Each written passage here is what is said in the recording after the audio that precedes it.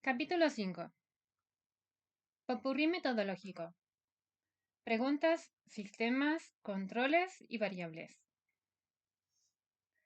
Una buena forma de familiarizarse con el método científico es a través del estudio de ejemplos e historias que ilustren tácticas específicas para resolver problemas concretos relacionados con la investigación del mundo natural, así como mediante actividades que enseñen uno u otro perfil del aspecto metodológico de la ciencia.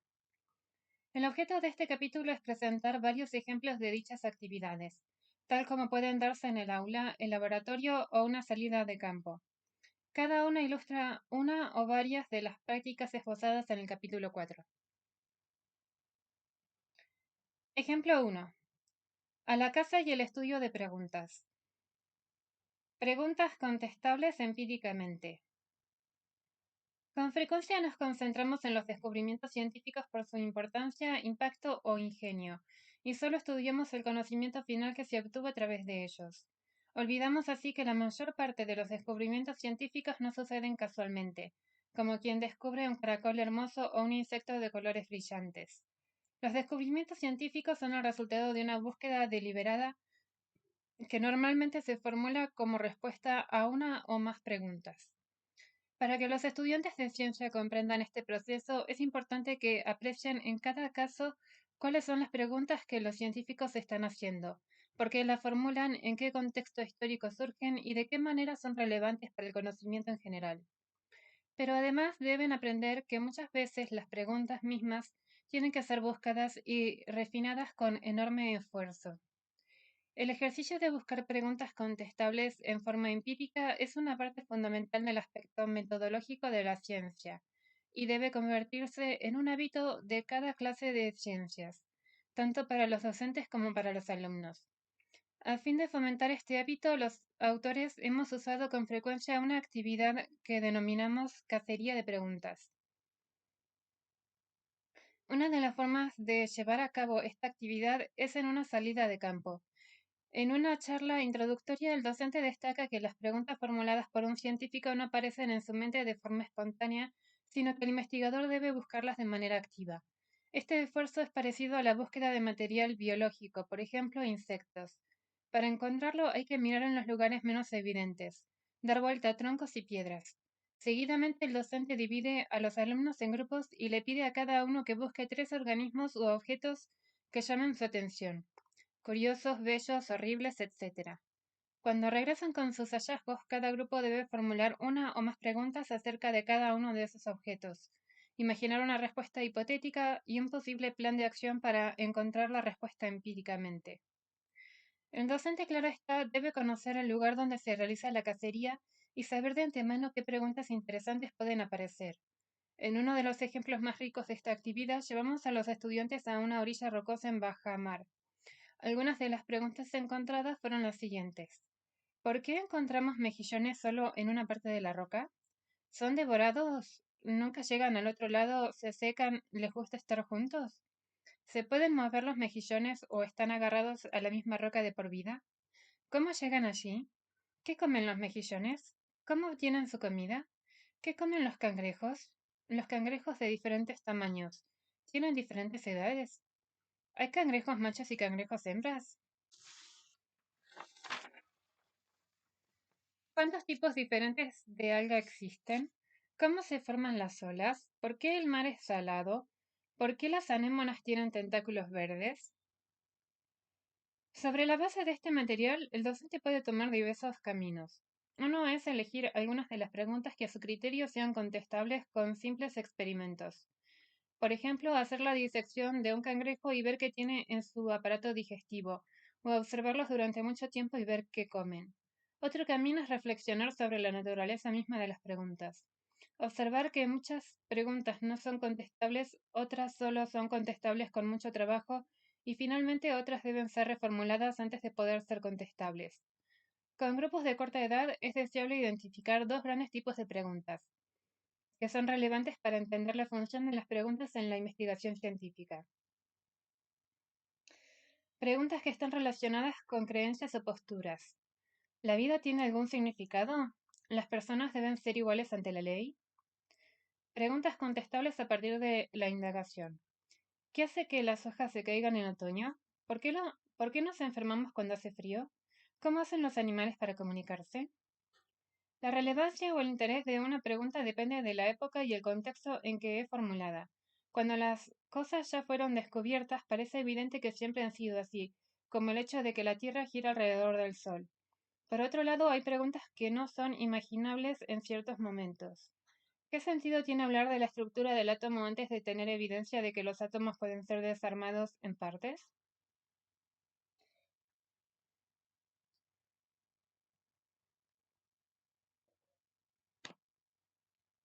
Las preguntas cambian a través del tiempo. Luego de la cacería de preguntas, se puede realizar otro ejercicio a fin de explorar la relevancia de una pregunta en función del tiempo, utilizando el siguiente cuestionario.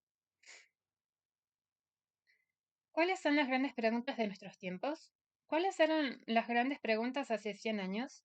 ¿Y hace 500 años? ¿En todas partes del mundo se discute lo mismo? A. Agrupa las 11 preguntas que siguen en tres categorías, de acuerdo con la época en que pensás que se formularon. Hace 500, 100 años, hace 140 años, en la actualidad. 1.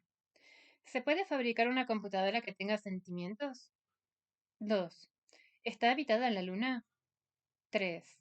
¿Qué produce el sarampión? 4. ¿Cuál es la cura del cáncer? 5. ¿Por qué los objetos caen al suelo? 6. ¿Qué forma tiene la Tierra? 7. ¿Es posible producir oro mezclando distintas sustancias? 8. ¿Hay vida en otros planetas? 9. ¿Un clon humano tendrá la misma personalidad que el individuo original? 10. ¿Se puede construir un aparato para volar? 11. ¿Qué edad tiene la Tierra? B. ¿Por qué será que las preguntas varían a lo largo de la historia? Este ejercicio pondrá de relieve que algunas preguntas formuladas en otros tiempos actualmente pueden parecer tontas porque ya han sido respondidas. El docente puede guiar una reflexión conjunta acerca de cómo fueron cambiando las preguntas importantes en cada momento histórico y qué papel tuvo la ciencia en ese cambio.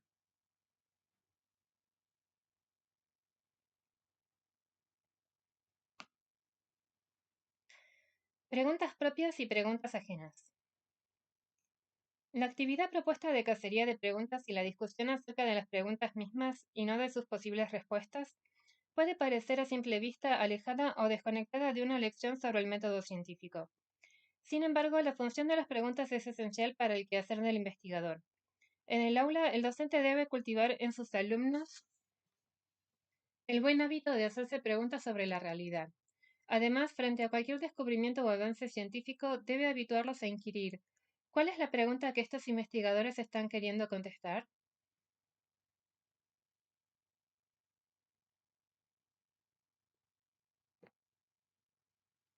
Ejemplo 2. El uso de un sistema experimental. En una salida de campo como la esbozada más arriba, puede surgir una serie de preguntas interesantes acerca de las plantas que encontramos. Por ejemplo, ¿por qué hay plantas más grandes que otras? ¿Por qué los árboles tienen troncos y el pasto no? ¿Por qué algunas plantas no crecen en invierno? ¿Por qué hay variedad de plantas con formas diferentes? ¿Por qué el álamo es flaquito y derecho mientras que el pino parece tener forma de cono? Los porqués, si bien fascinantes, son preguntas difíciles de contestar. ¿Qué queremos decir exactamente con el porqué de algo? Es un ejercicio interesante el tratar de reformular estas preguntas de alguna otra manera. En ciencia, los porqué aluden generalmente a las causas de un fenómeno. Estas causas se encuentran dentro de un determinado marco explicativo. Por ejemplo, en biología, como es el caso del crecimiento de las plantas, identificamos usualmente dos tipos de causas. Por un lado, tenemos la causa fisiológica, es decir, qué aspectos del funcionamiento de un ser vivo producen lo que vemos. Por ejemplo, este animal tiene piel verde porque sus células acumulan ciertos pigmentos.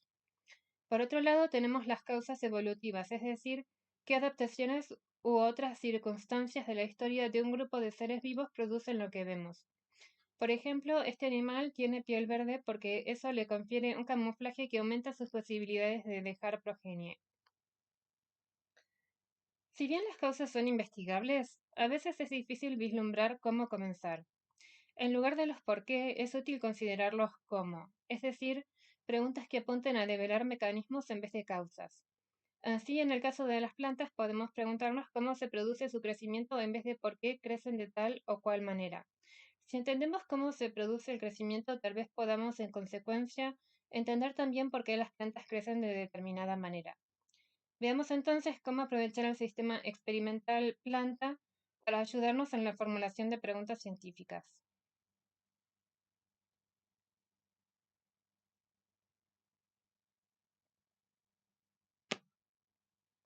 La elección del objeto de estudio. Para poder investigar el modo de crecimiento de las plantas, deberemos decidir qué tipo de plantas estudiaremos. No toda planta es ideal. Podríamos, por ejemplo, estudiar los robles, pero crecen con demasiada lentitud y solamente en ciertas estaciones. Típicamente, los científicos eligen un sistema experimental, es decir, un objeto o una situación que representa con simpleza el mundo de fenómenos que les interesan. Se trata de restringir deliberadamente el rango posible de experimentos a realizar y de reducir el número de variables a un mínimo manipulable.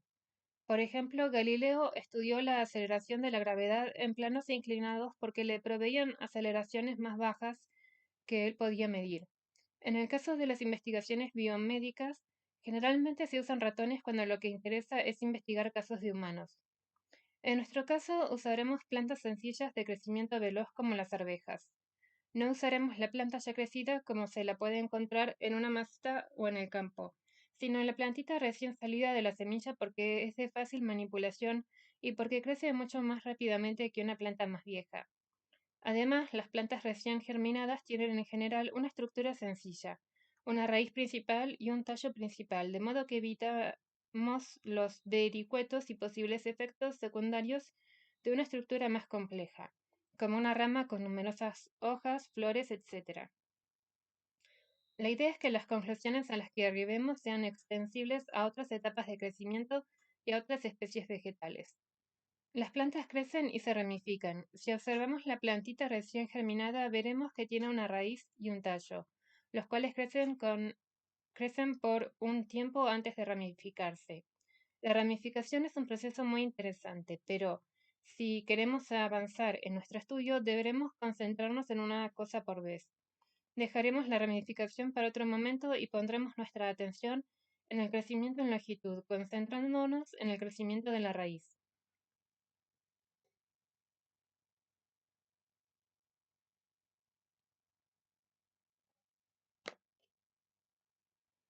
Estrategia experimental.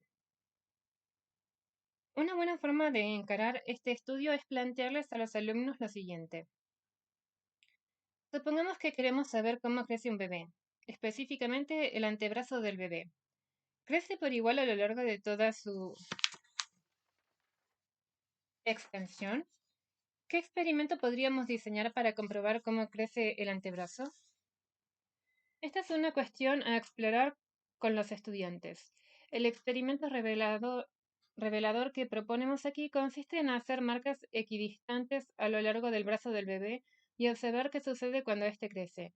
Un incremento en la distancia entre marcas indicará crecimiento en esa zona. Los alumnos pueden formular predicciones sobre cómo es el crecimiento.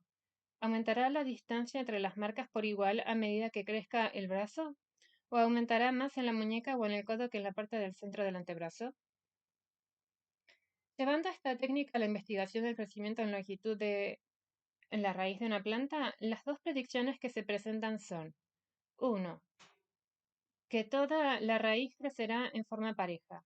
2. Que crecerá en forma despareja, por ejemplo, que solo crecerá en la punta. A continuación, indicamos cómo hacer un experimento sencillo con raíces de arvejas para discriminar entre las dos predicciones.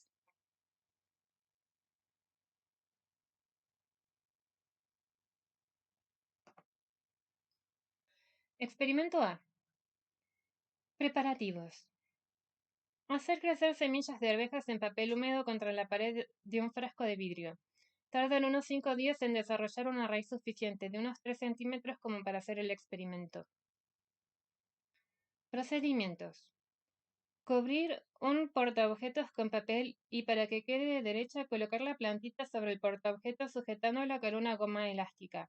Con tinta china o un marcador indeleble de punta muy delgada marcar intervalos iguales, espaciados por 1 milímetro, a lo largo de la raíz, comenzando por la punta.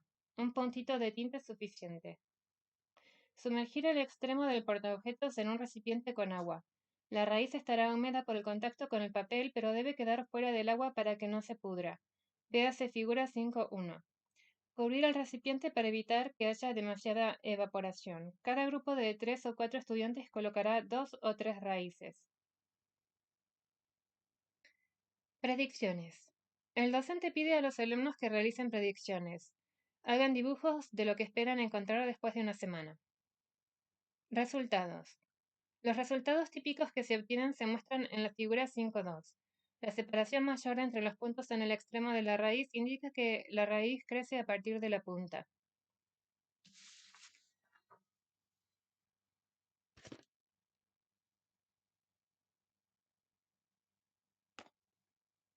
Experimento B. A partir de la identificación de la punta como origen del crecimiento, hay un experimento interesante que salta a la vista. ¿Qué sucederá si cortamos la punta de la raíz? Procedimiento y predicciones. Usando la misma técnica que en el experimento A, se preparan plantitas de arvejas. El objetivo es comparar el crecimiento de una raíz intacta con el de otra con la punta cortada. Cada grupo de estudiantes usa 3 cubreobjetos. En uno se coloca una raíz intacta. En los otros 2 se colocan raíces con las puntas cortadas. Nuevamente se marcan las raíces con puntitos uniformemente espaciados. Se les pide a los alumnos que hagan predicciones acompañadas de dibujos sobre lo que esperan observar una semana más tarde. Resultados. Al cabo de una semana se comparan las raíces. El resultado será como se muestra en la figura 5.3. O sea, en las raíces con la punta cortada el crecimiento se detiene. Lo sorprendente de este resultado es que solo hace falta cortar una pequeña porción de la zona de crecimiento para lograr detener todo el crecimiento de la pequeña raíz. En otras palabras, hay toda una zona que en condiciones normales crece, como queda en evidencia por el alejamiento de los puntitos de tinta china, pero que en ausencia de la primera parte de la punta deja de crecer.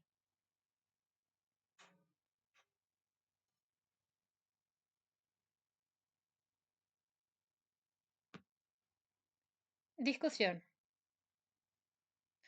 Los experimentos realizados muestran que la punta de la raíz es necesaria para el crecimiento de una zona inmediatamente adyacente.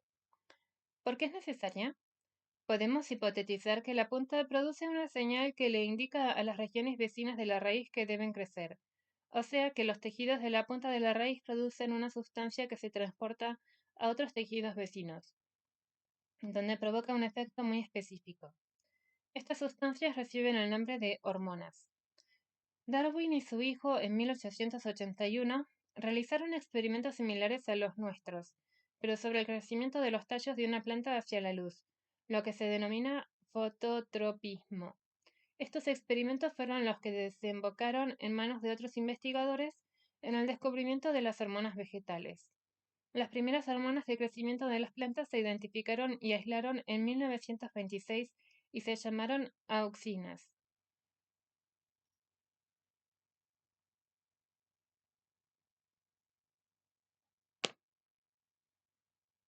El sistema experimental. El sistema experimental que hemos elegido, la arveja recién germinada, permite investigar toda una gama de problemas. Se trata de un sistema simple, fácil de usar y versátil para contestar muchas preguntas. Así como determinamos el lugar de crecimiento de la raíz, también se pueden hacer experimentos con el tallo, usando la misma técnica de marcar intervalos. Una pregunta interesante y simple de contestar experimentalmente es dónde tiene su origen el crecimiento del tallo. Y también, ¿cuál es el rol de los cotiledones, los embriones de las hojas, en el crecimiento del tallo? ¿Qué sucede en el desarrollo del tallo si cortamos los cotiledones?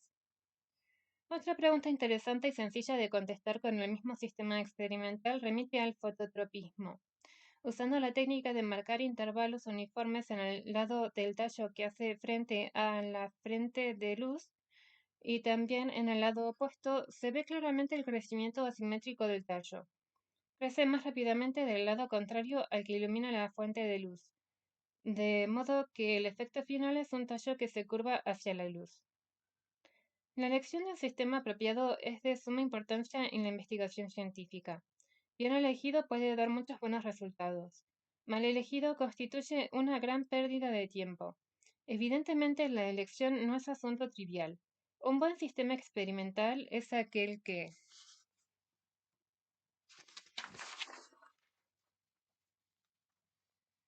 siendo lo más simple posible, permite investigar el mayor número posible de preguntas aún no contestadas.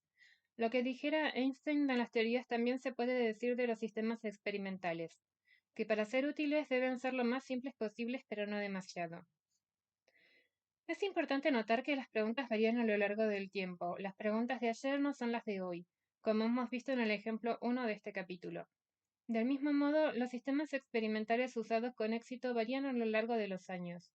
Por ejemplo, cuando Mendel, a mediados del siglo XIX, estudió las bases biológicas de la herencia, su sistema experimental, igual que el que planteamos en este capítulo, fueron las arvejas. Era fácil hacerlas crecer en su jardín. Las distintas variedades tenían características claramente distinguibles y además era fácil cruzarlas. El mismo Mendel en su artículo original dice que el valor y la utilidad de un experimento están determinados por cuán adecuado es el material, en este caso sistema experimental usado. Cuando se trató de entender la herencia en un nivel más profundo, el sistema experimental elegido por T. H. Morgan a principios del siglo XX fue un gran acierto. Se trataba de la mosca de la fruta, o Drosophila melanogaster, poético nombre científico que significa amante del rocío de panza negra, que tiene ciclos de reproducción cortos, de 2 semanas, un sistema genético sencillo de 4 cromosomas y es fácil de mantener y cruzar. La mosca de la fruta ha sido durante décadas el caballito de batalla de los biólogos que estudian genética animal. En la década del 30, H. J. Müller irradió moscas con rayos X e indujo mutaciones, por lo que recibió el premio Nobel. Era la época de oro de la genética clásica. En las moscas de la fruta se pudieron observar y analizar por primera vez los cromosomas. El campo estaba fértil para caracterizar el gen, al que se tildó entonces como el átomo de la biología. Max Delbrück, un físico teórico, aplicando métodos de cálculo de la física atómica a las mutaciones inducidas en las moscas de fruta, determinó el tamaño de un gen. Pero la drosofila ya no era el sistema ideal para las nuevas preguntas que Delbrück quería contestar. ¿Qué hace el gen? ¿Cómo interviene en el mecanismo de la herencia? Para abordar este problema se necesita un sistema cuyo aparato reproductor fuera lo más simple posible, un virus. Delbruck eligió un virus que usa bacterias, Escherichia coli, para reproducirse llamado bacteriófago. El éxito de este sistema fue fenomenal, y le mereció a Delbruck y a sus colaboradores el premio Nobel. Una vez dilucidados los mecanismos fundamentales de la herencia, resultó cada vez más importante estudiar genéticamente animales más parecidos a los seres humanos y se desarrolló entonces la genética del ratón como nuevo sistema experimental. Estos ejemplos en el campo de la genética muestran cómo evoluciona la elección de sistemas experimentales fructíferos para investigar las preguntas aún no contestadas que se van sucediendo con el correr del tiempo y la importancia de elegir un sistema experimental adecuado para responder las preguntas formuladas.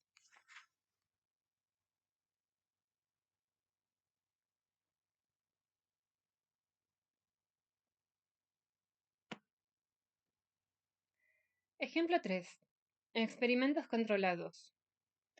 El ejemplo que discutiremos en este apartado suele utilizarse en clase con otros objetivos pedagógicos distintos del nuestro.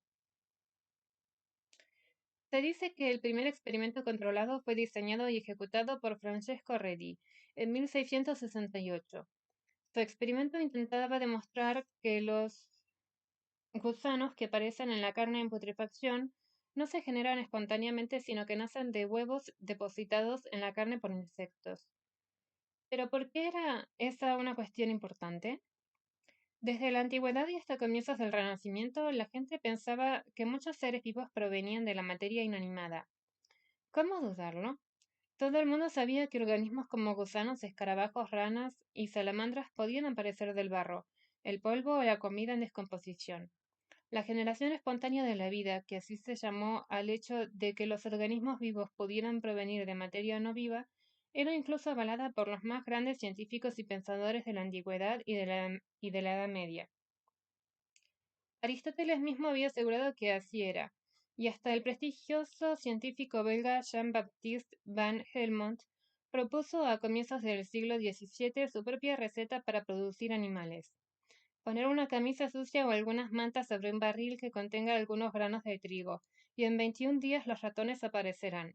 Habrá ratones machos y hembras, y serán capaces de aparearse y reproducirse. Y no hay que olvidarse de que la Biblia decía que los mismos seres humanos habían sido creados del barro, justamente de la materia inerte. Nada había de raro en eso. ¿Para qué hacerse preguntas de algo tan evidente? Francesco Redi, un reconocido médico italiano, fue el primero en poner a prueba la teoría de la generación espontánea mediante experimentos. En su trabajo de 1668, Esperienze intorno alla generazione degli insetti, experiencias en torno a la generación de los insectos, Redi se concentró en el caso de las moscas que aparecían en la carne en descomposición. La gente de esa época consideraba que las moscas se originaban en la carne podrida. Redi quería saber si la carne realmente podía producir larvas y moscas, y por eso ideó una forma de poner a prueba esta idea. Después de mucho observar la carne podrida, Redi descubrió que las moscas les encantaba visitar la carne en descomposición y que continuamente estaban revoloteando cerca, e incluso que se apoyaban sobre ella. También había visto algunos huevos de los que salían gusanos, y notó que estos gusanos luego de un tiempo se convertían en insectos con alas. Esto le sugirió a Redi una hipótesis alternativa sobre el origen de los espantosos gusanos. Redi realizó entonces sus famosos experimentos. El primero de los experimentos consistió en tapar un frasco para impedir que las moscas entraran a depositar huevos. Pero de poco sirve usar solamente este frasco si en efecto no aparecen gusanos. Uno podría arguir que se debe a muchas otras causas posibles. La carne estaba muy seca, no pasó suficiente tiempo, ese tipo de carne no produce gusanos, esa semana hizo mucho frío, no es la época de los gusanos, el experimento se realizó en cuarto menguante, en el mes de Sagitario, que no es propicio para los gusanos, etc. Todas estas críticas pueden ser silenciadas de manera sencilla. Exactamente en el mismo lugar y momento en que se deja el frasco cerrado, se prepara otro con el mismo tipo y cantidad de carne pero abierto. Los dos frascos son tratados de la misma manera. El frasco abierto constituye un control porque en él sí crecerán los gusanos y la única diferencia entre los dos frascos es la tapa. Existe, sin embargo, otra objeción a este primer experimento, y muchos pensadores de la época la manifestaron. Los gusanos no pueden crecer en el frasco tapado porque la tapa los asfixia. El aire del frasco es afectado de alguna manera al cerrar la tapa. Redi respondió a esta objeción modificando su experimento. En vez de usar una tapa hermética, puso sobre el frasco un trozo de gasa. La gasa deja entrar el aire pero impide que las moscas que vuelan alrededor se posen sobre la carne. En frascos tapados de esta manera tampoco crecen gusanos. Al realizar este experimento, Redi también dispuso frascos completamente abiertos a modo de control, para mostrar que no había problemas con la carne, ni con el tiempo, ni con otra variable cualquiera. La única diferencia era la gasa. Estos experimentos son fácilmente repetibles en clase. Las pocas consideraciones técnicas a tener en cuenta son: humedecer la carne, contar con varios días. El ciclo de vida de una mosca es de aproximadamente 10 días. Y no tenerle miedo a un poco de mal olor, que sumado al espectáculo de las larvas es francamente repugnante.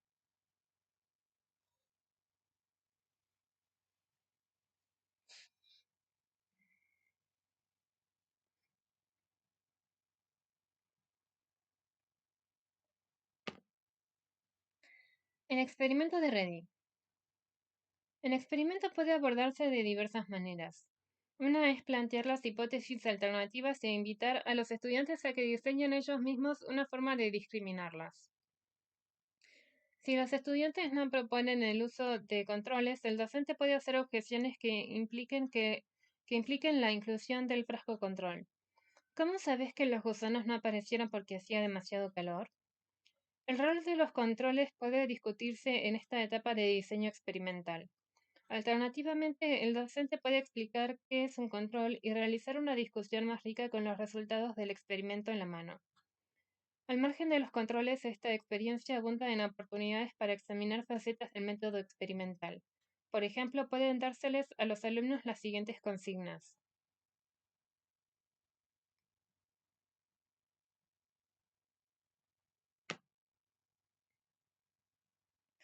Antes de empezar, discutan y decidan. ¿Cada cuánto tiempo van a hacer las observaciones? ¿Quiénes van a observar? ¿Qué cosas van a observar en cada frasco? Por ejemplo, ¿van a contar el número de larvas? ¿Van a aclarar de qué color son? ¿Van a comentar en qué estado está la carne? Expliquen cada una de sus decisiones. ¿Cuáles son los resultados posibles del experimento? ¿Qué concluirían de cada uno? Cuando hayan decidido los detalles, preparen un póster para presentar al resto de la clase. Incluyan un esquema del experimento de manera que el resto de los grupos puedan entenderlo. Especifiquen el título del experimento, la pregunta que quieran responder, un dibujo del diseño del experimento, materiales, variables que van a medir y método de medición.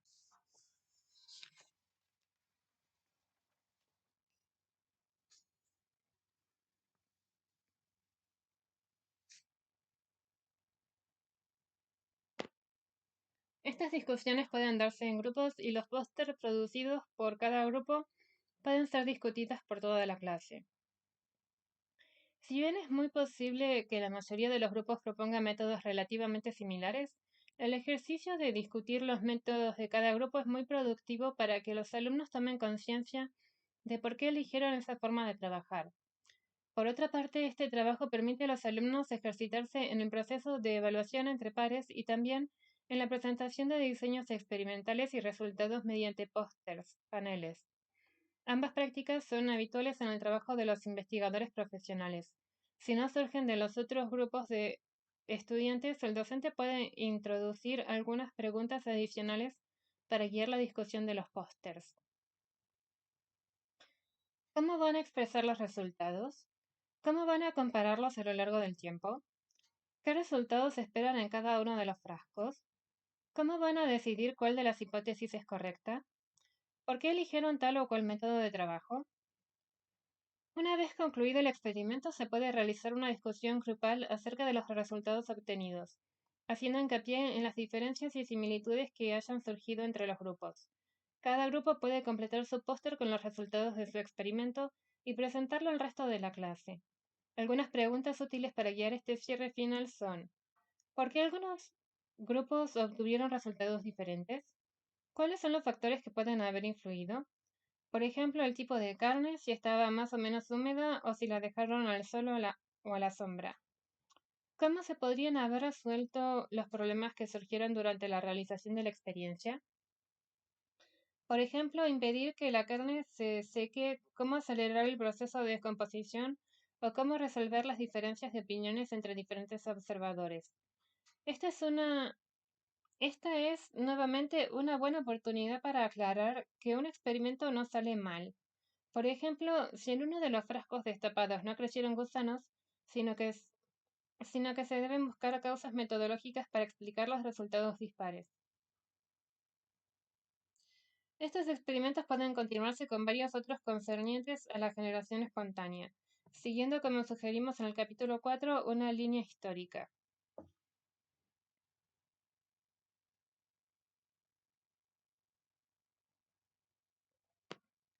Más allá de Reddy, el debate sobre la generación espontánea quedó más o menos cerrado hasta la aparición del microscopio en la segunda mitad del siglo XVII, cuando nuevas formas de vida salieron a la luz. Los animáculos, como se llamaban a los microbios en esa época, eran tan diminutos y aparentemente simples que algunos pensaban que podían surgir de ciertos líquidos. En efecto, el clérigo inglés John Needham utilizó en 1745 un diseño experimental muy ingenioso para investigar el origen de los animáculos. En diferentes frascos colocó carne, vegetales y jugo proveniente de ellos y los sirvió. Para esa época la gente sabía que estos organismos microscópicos morían si se los sometía a temperaturas muy altas. De hecho, después de hervido, el líquido de los frascos no contenía microbios si se lo examinaba bajo el microscopio. Después de hervir los jugos, Needham tapó los frascos y los cerró herméticamente. Luego de unos días los animáculos aparecieron en todos los frascos. Esto le demostraba a Needham que los microbios podían aparecer allí donde no había ninguno. En 1765 el sacerdote y fisiólogo italiano Lazzaro Spallanzani repitió los experimentos de Needham, pero sellando los frascos que contenían los extractos de carne y vegetales antes de hervirlos, y no encontró nuevos animáculos en ninguno de ellos, ni siquiera después de muchos días. El debate seguía abierto, más que nunca. Cada parte creía fervientemente que tenían la razón sobre este tema. Los experimentos de Spallanzani no convencieron a Needham, que tenía dos objeciones importantes que hacerles. Needham sostenía que, por un lado, al hervir las sustancias por mucho tiempo y con los frascos sellados, Spallanzani había destruido la fuerza vegetativa o principio vital de esas sustancias, y por otro lado, que había estropeado el aire que había dentro de los frascos, necesario para que los animáculos pudieran aparecer y sobrevivir. Spallanzani, por su parte, creía que Needham, antes de tapar los frascos, había dejado entrar algo presente en el aire que originaba los microorganismos. Los experimentos tanto de Needham como de Spallanzani no son difíciles de realizar en condiciones escolares, aunque no describiremos aquí los detalles de tales actividades. Finalmente, fue Louis Pasteur quien resolvió la discusión. La hipótesis de Pasteur era que el aire contiene motas de polvo que transportan esporas o semillas de microorganismos. Si logramos dejar pasar el aire a un frasco, pero no las motas de polvo que contienen esas esporas, entonces los microorganismos no crecerán en el líquido nutritivo, aunque tenga aire.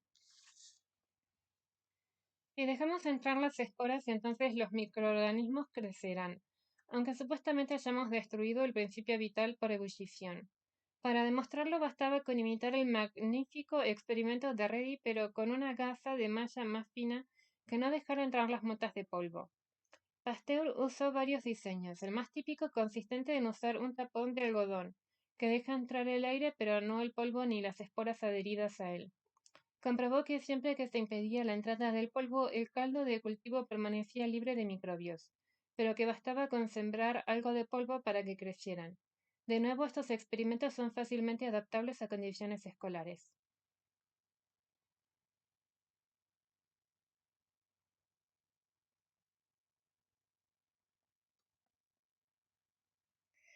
Ejemplo 4. Análisis de variables. Los estudiantes de corta edad, por lo general los menores de 14 años, tienen una gran tendencia a explorar el mundo físico, una combinación de ardiente curiosidad e irrefrenables deseos de tocar cosas y experimentar.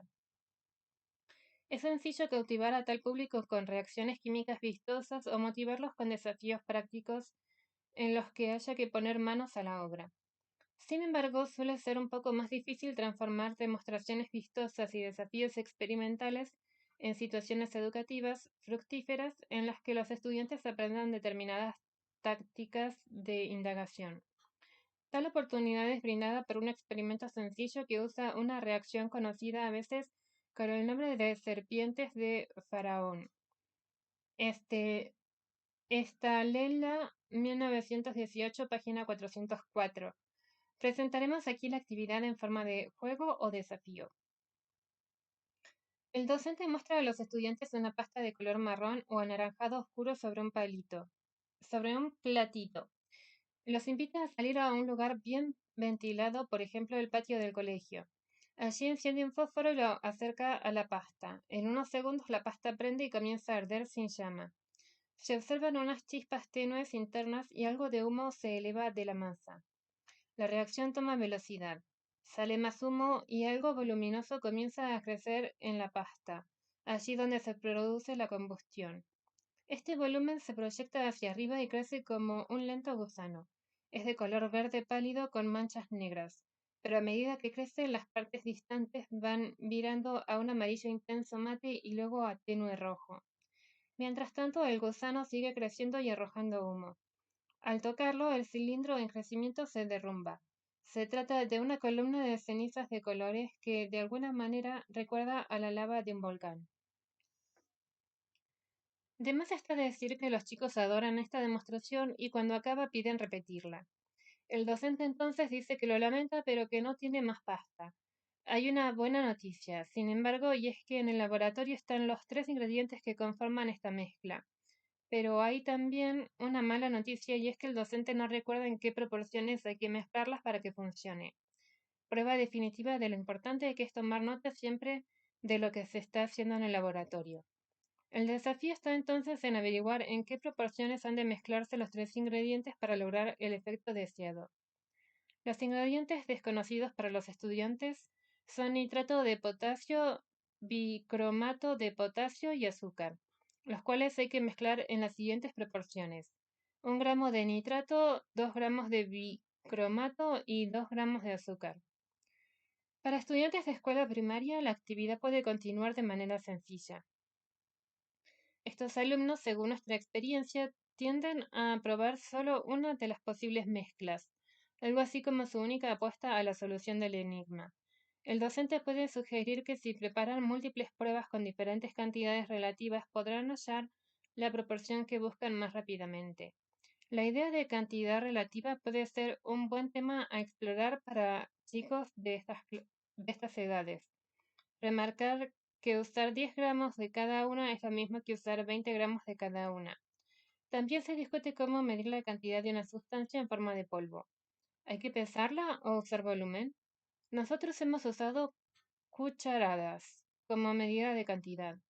Uno de los focos principales de atención puede ser la necesidad de anotar cuidadosamente las proporciones que se usan y de usar siempre la misma unidad de medida.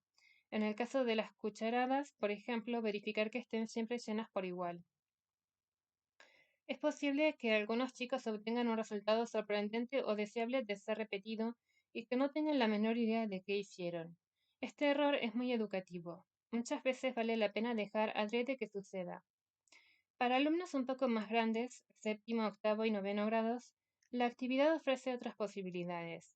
Cuando cada chico o grupo de chicos enciende su propia mezcla, observará efectos diferentes y esto plantea un estudio más profundo del fenómeno. Ya no basta con encontrar la fórmula que funciona, muchas veces lo hacen, sino ver qué rol cumple cada una de las sustancias en el efecto final. Los estudiantes observarán que algunas mezclas arden rápida y violentamente, mientras que otras se niegan a encender. Algunas arden bien, pero sin producir crecimiento de ceniza alguno, mientras que otras producen enormes volúmenes. Algunas cenizas tornan a colores brillantes, mientras que otras permanecen oscuras o negras. ¿A qué se debe cada efecto? Este estudio puede ser llevado adelante por los mismos estudiantes. Lo importante es tratar de variar la cantidad de una de las sustancias por vez, dejando constantes las otras dos. Esta es una táctica tradicional en ciencia. Variar solo un parámetro por vez, y el docente debe explicitarla cuando los alumnos estén probando las diferentes mezclas. Si bien las variables deben ser separadas a la hora de planear y realizar el experimento, también es posible analizar los datos de múltiples experimentos con numerosas variaciones. En este caso, la separación de las variables se realiza mentalmente o estadísticamente, después de realizado el experimento, y del análisis de los resultados pueden extraerse conclusiones significativas.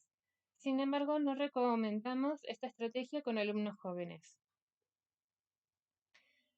Los alumnos tendrán que ponerse de acuerdo primero en cuáles serán las variables a medir. En este caso, volumen de la ceniza, color de la ceniza e inflamabilidad de la mezcla. Luego, en cuáles serán las variables a modificar. En este caso, las cantidades relativas de cada una de las sustancias. Y finalmente, cómo cuantificar los efectos. ¿Qué quiere decir mucho volumen o poco color? Es deseable realizar la ignición de cada una de las muestras frente a todos los estudiantes para que el resultado tal como quedará documentado, cuente con el consenso de todos. En esta reacción, el nitrato de potasio al ser calentado se descompone liberando oxígeno, el cual promueve la combustión y oxidación de las otras dos sustancias. El azúcar se carameliza y arde, produciendo en parte una ceniza de carbón. El cromo del bicromato es responsable de los virajes de color al cambiar de estado de oxidación. Por otro lado, mayor cantidad de nitrato produce mejor y más rápida combustión. Mayor cantidad de azúcar produce mayor volumen de ceniza y mayor cantidad de bicromato da colores más intensos, mientras que su ausencia genera una ceniza negra. En este experimento no se producen explosiones, pero hay que tomar ciertas medidas de seguridad.